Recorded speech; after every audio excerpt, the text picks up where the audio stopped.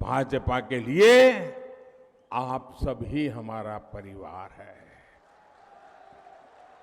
भाजपा का निरंतर प्रयास है कि हर परिवार की बचत को कैसे बढ़ाया जाए। आप याद कीजिए, कांग्रेस की सरकार जब थी तब 2 लाख रुपए तक की इनकम पर भी टैक्स लगता था। यहाँ के लोग तो बराबर व्यापार दुनिया से जुड़े हुए हैं। 2 लाख रुपए पर टैक्स लगता था कि नहीं लगता था? जरा जवाब दीजिए, याद कीजिए। कांग्रेस के जमाने में 2 लाख रुपया पर टैक्स लगता था कि नहीं लगता था? ये मोदी के आने के बाद 7 लाख रुपये तक एक नया पैसा टैक्स नहीं लगता है। मेरे मध्यम वर्ग के पैसे बचते हैं। 2014 में सरकार बनने के बाद भाजपा ने डायरेक्ट टैक्स में जो कमी की है, उसकी वजह से मध्यम वर्ग के जेब में 2.5 लाख करोड़ रुपए बचे हैं। और ये हमारे कर्मचारी हो, हमारे व्यापारी हो, छोटे दुकानदार हो, इनके लिए बहुत बड़ी राहत का काम है। साथियों, ये केंद्र की भाजपा की सरकार की नीतियां हैं जिसकी वजह से आज आपके मोबाइल का बिल भी कम आ रहा है। कभी आपको मालूम है पहले मोबाइल का कितना बिल देते थे आप? सब भूल गए। अब ये भूल जाओगे तो कैसे चलेगा भाई? जरा पुराना हिसाब किताब निकाल दीजिए। 2014 के पहले आपके पास अगर मोबाइल फोन था तो मोबाइल का बिल कितना आता था वो जरा देख लीजिए। कांग्रेस सरकार के समय में आप जितना मोबाइल डेटा खर्च करते थे, आज अगर डेटा की कीमत वही होती, 2014 में जो दाम देने पड़ते थे, आज अगर वही होता ना, तो हर महीने सिर्फ मोबाइल खर्च में आपको 5,000 रुपये अधिक खर्च करना पड़ता। अभी आपका हर महीने 5,000 रुपया बचा कि नहीं बचा? जरा जोर से बोलो ना, पैसा बचा यार, मारवाड़ी हो। 5,000 रुपया बचा कि नहीं बचा? आज एक घर में 3 या 4 मोबाइल होते हैं तो कितना रुपया बचा? कितना रुपया बचा? ये मोदी का काम करने का तरीका है। अनेक परिवार है। अब आप देखिए कि मध्यम वर्ग का परिवार हो, कोई गरीबी से लड़कर के बाहर आया हुआ नया नया मध्यम वर्ग में आया है, लेकिन परिवार में बुजुर्ग माँ बाप हो और मान लीजिए एक डायबिटीज जैसी बीमारी आ गई, तो उसको हर महीने जो दवाई लेनी पड़ती है ना, 1,000-2,000 रुपया का अतिरिक्त खर्चा हो जाता है। होता है कि नहीं होता है?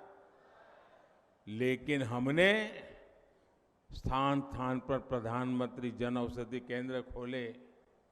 80% डिस्काउंट। कितना? जरा बोलिए ना भैया। 80% डिस्काउंट। कितना? 80% डिस्काउंट। ये माताओं बहनों को पूछना डिस्काउंट क्या होता है। दिवाली में साड़ी की दुकान पे जाएं और कोई बड़ा बोर्ड लगा दें कि 10% डिस्काउंट, वो साड़ी कहां वहां खरीदने जाती हैं, क्योंकि डिस्काउंट हमारे देश में बहुत चलता है, लेकिन कोई 10% 20% से ज्यादा डिस्काउंट देता नहीं है।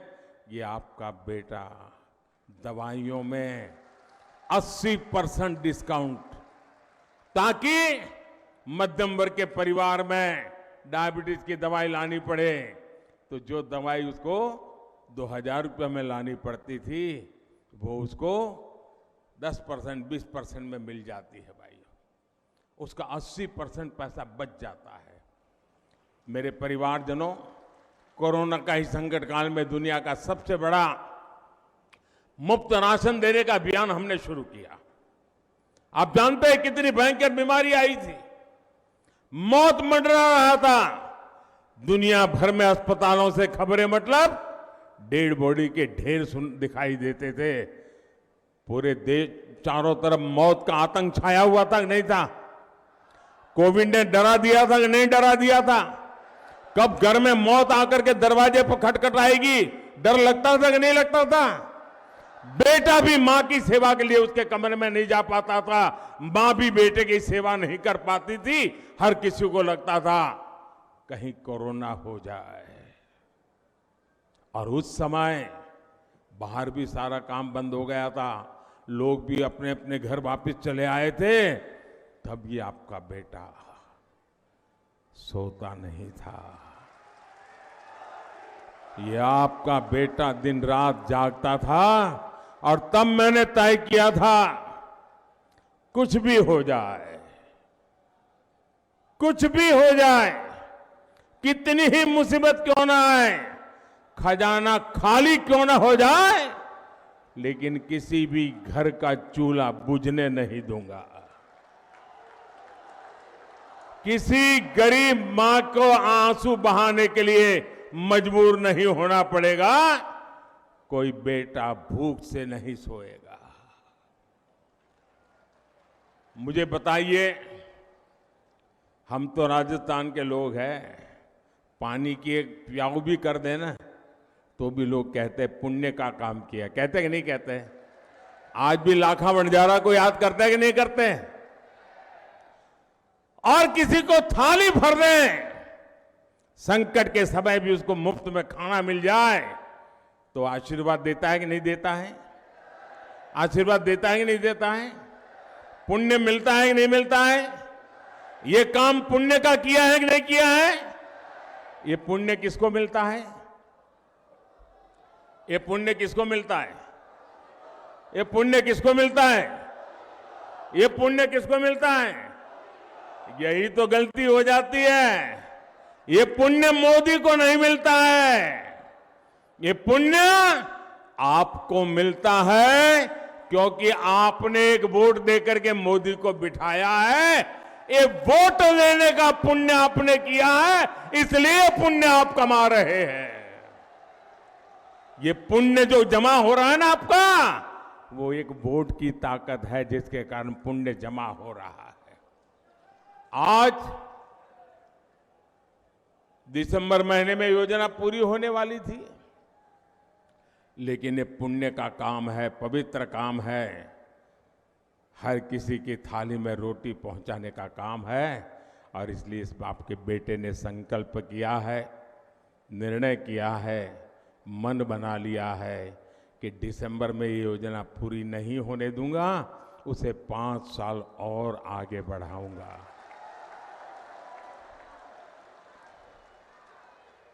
लेकिन कांग्रेस के भ्रष्ट लोगों ने इसमें भी भ्रष्टाचार का मौका खोज लिया।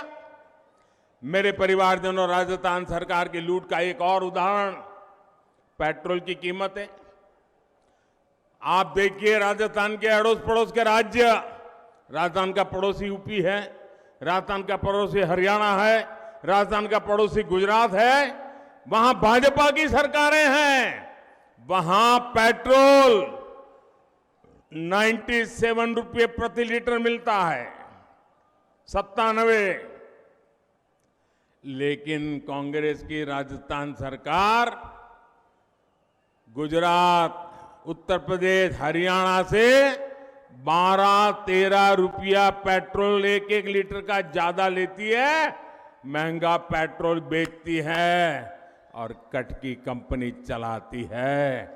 और इसके कारण राजस्थान में लगातार कीमतें बढ़ रही है। मैं आज राजस्थान को वादा करता हूं, मैं गारंटी देता हूं, 3 दिसंबर के बाद भाजपा सरकार बनेगी तो उसके बाद पेट्रोल डीजल की कीमतों की समीक्षा की जाएगी। इससे गरीब और मिडिल क्लास परिवारों को बहुत राहत मिलेगी। मेरे परिवारजनों, जहां जहां भाजपा की डबल इंजन सरकार है, वहां वहां केंद्र की हर योजना तेजी से जमीन पर उतरती है, या फिर भाजपा की राज्य सरकारें अपना भी कुछ उसमें जोड़ करके देती है।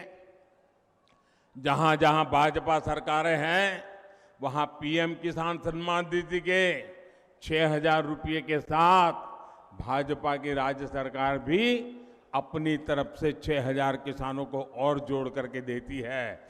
अब मैं राजस्थान भाजपा के नेताओं को बधाई देता हूं।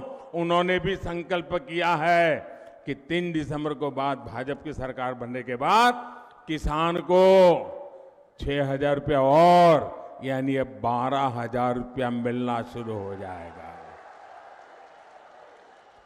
लेकिन भाइयों बहनों, किसान विरोधी, गरीब विरोधी कांग्रेस सरकार आपके हित में ऐसा कोई फैसला ले ही नहीं सकती है। एक और उदाहरण मैं देता हूं, गरीबों को पक्का आवास देने की योजना। लेकिन राजस्थान में हम पूरी कोशिश के बाद भी अभी तक लगभग 20 लाख गरीब बना पाए हैं। यहां पाली जिले के गांवों में भी 35,000 से अधिक घर बने हैं। इनकी संख्या बहुत ज्यादा हो सकती थी, लेकिन राजस्थान की गरीब विरोधी सरकार ने गरीबों के घर बनाने में लगातार अड़चनें लगाई। और मुझे भी हेलीपैड पर कार्यकर्ता मिले, वो बजा रहे थे कि जब भी रजिस्ट्री होती थी तो राजस्थान की सरकार ऑनलाइन को सब बंद कर देती थी, ऑफलाइन कर देती थी, और बोले हमारा रजिस्ट्री नहीं होती थी, ऐसा पाप करते थे। ये गरीब विरोधी कैसी मानसिकता है। भाइयों बहनों, आप मेरा एक काम करेंगे आपके गांव में, आपके शहर में, किसी भी मोहल्ले में कोई फुटपाथ पर रहता है, कोई झुग्गी झोपड़ी में रहता है, कोई कच्चे टूटे फूटे मकान में रहता है, उसको बता देना कि मोदी जी पाली आए थे और मोदी जी ने कहा है कि 3 दिसंबर को बीजेपी की सरकार बनने के बाद ये गरीबों को पक्का घर देने का काम फिर से चालू होगा और उनका घर भी बन जाएगा। ये काम करोगे? जाकर के बताओगे? ये मोदी की गारंटी है, बताओगे? साथियों, राजस्थान में हर घर नल से जल पहुंचाने के अभियान को भी कांग्रेस ने लूटने का काम किया है।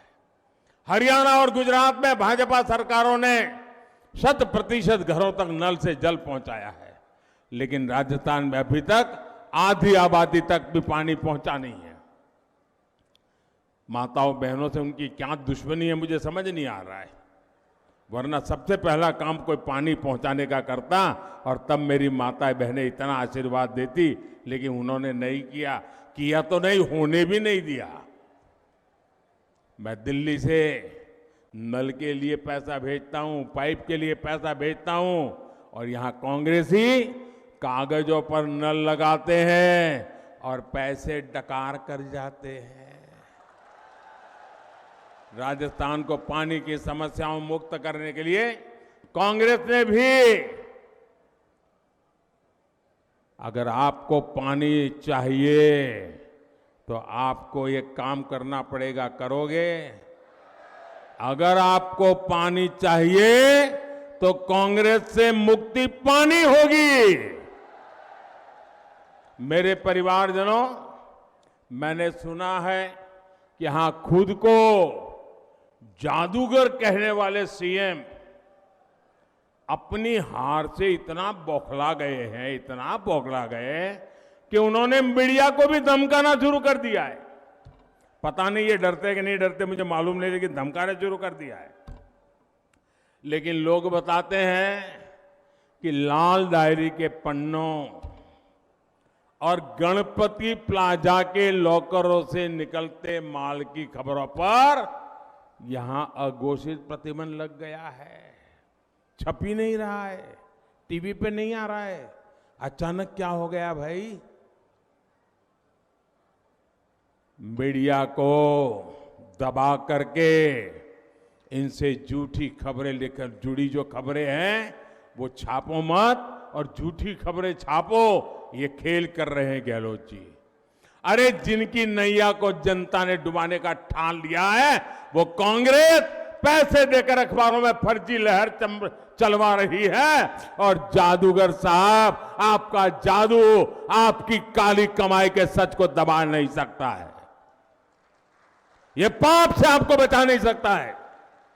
जिन युवाओं का भविष्य पेपर लीक करके बेचा गया है, उस पर यह जादू नहीं चलेगा।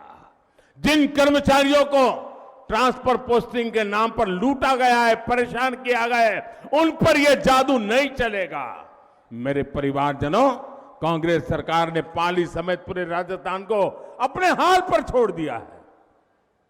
कांग्रेस सरकार के डूलमुल रवैये के कारण पाली शहर की स्थिति भी खस्ता हाल है। आप लोगों को आए दिन प्रदर्शन करना पड़ता है, मोर्चे निकालने पड़ते हैं, संघर्ष करना पड़ता है, लेकिन कांग्रेस के नेताओं ने कभी इसकी परवाह नहीं की। अब कांग्रेस के ऐसे नेताओं को सबक सिखाने का समय आ गया है। साथियों, पाली आस्था और आध्यात्म का केंद्र है। यहां हमारी विरासत से जुड़े अनेक महत्वपूर्ण स्थान हैं, इसलिए यहां पर्यटन को लेकर अनेक संभावनाएं हैं। आपको याद होगा कि हाल ही में मैं पाली जिले को राजस्थान की पहली हेरिटेज ट्रेन की सौगात मिली है। मारवाड़ जंक्शन रेलवे स्टेशन से कामली घाट के बीच राजस्थान की पहली हेरिटेज ट्रेन शुरू की गई है। विस्टाडोम एक ऐसी कोच वाली ये ट्रेन देशी विदेशी पर्यटकों को आपके जिले में लेकर आएगी। ये ट्रेन राजस्थान के मिनी कश्मीर कही जाने वाले गोरम घाट के खूबसूरत नजारों को दुनिया के पर्यटन मानचित्र पर ला करके रखेगी। यहां की रोड और रेल कनेक्टिविटी पर भाजपा सरकार बल दे रही है। अमृत भारत स्टेशन योजना के तहत पाली मारवाड़, सोजत रोड, सोमेश्वर और रानी रेलवे स्टेशनों का आधुनिकीकरण किया जा रहा है। Marwar Delhi Mumbai dedicated freight corridor से जुड़ा है। इससे इस पूरे क्षेत्र में टूरिज्म और इंडस्ट्री दोनों को बहुत लाभ होगा। महसाना बठिंडा गुरदासपुर गैस पाइपलाइन ये शुरू होने से घरों में चूल्हे तक गैस की पाइपलाइन आ जाएगी माताएं बहनें, और गैस सस्ता भी हो जाएगा, और इससे यहां के उद्योगों को भी लाभ होगा। साथियों, पाली जिले ने तो हमेशा भाजपा को भरपूर प्यार दिया है, और इसलिए मैं आपके पास वोट मांगने नहीं आया हूं। आप वो लोग हैं जिनसे कुछ मांगना ही नहीं पड़ा है। आपने कभी देने में कमी नहीं रखी है। मैं तो आया हूं मेरे पाली के सभी परिवारजनों को निमंत्रण देने के लिए कि 3 दिसंबर के बाद भाजपा की सरकार का शपथ होगा, उस शपथ समारोह में आने के लिए निमंत्रण देने आया हूं।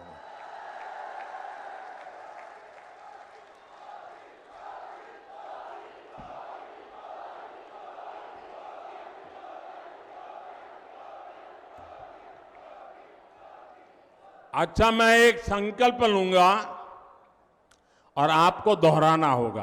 दोहराओगे? आपको बोलना होगा, कमल चुनेगा राजस्थान। क्या बोलना है? क्या बोलना है? जरा दोनों हाथ ऊपर करके मुट्ठी बंद करके बोलते रहना है आपको। बोलेंगे?